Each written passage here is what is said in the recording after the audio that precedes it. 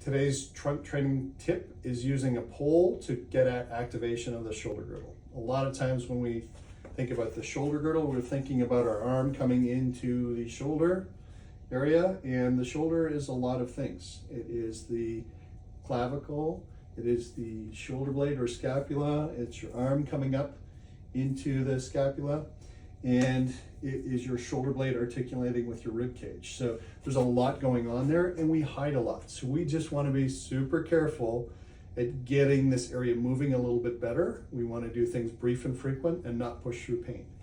So if you're comfortable, take a pole.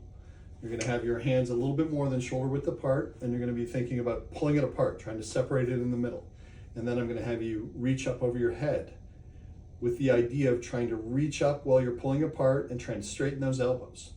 And then as you're doing that, I want you to bring your arms back over your head. Check in with straightening the elbows and pulling the hands apart. That's really helping you load the upper part of the shoulders. Then I want you to think about externally rotating the arm as it comes into the shoulder blade. Very tricky. And as you do this more and more, you'll get more and more movement, but it might take a few weeks to wake that area up. Again, no pain.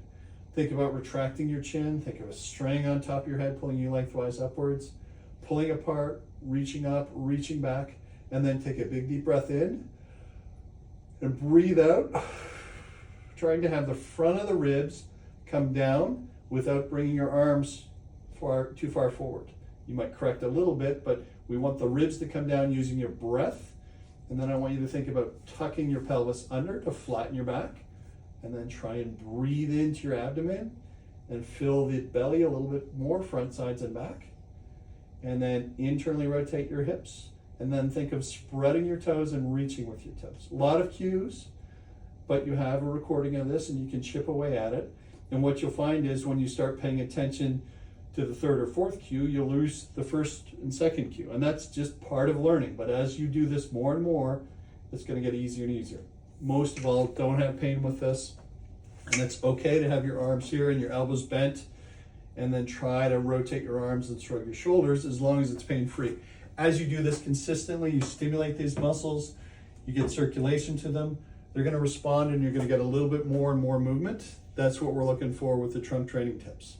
Brief and frequent activation, and work the parts of the trunk that don't get worked so that they gradually can contribute more and more to motion.